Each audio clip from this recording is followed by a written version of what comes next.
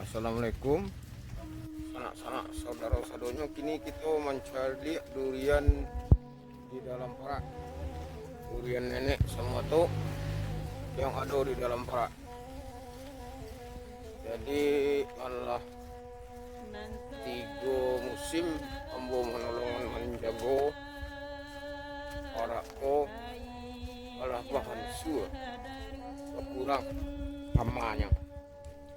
Sama suak hama dan agak susah menagahkannya. Itu saja sana. Apa masih ada hama tu bakal ajo indak. Nak lah dibuat pengumuman dia anak supaya jangan digaduh-gaduh batang durian ko jo buahnya yang jatuh. Kita cari sana. Apakah ada? Ada sana.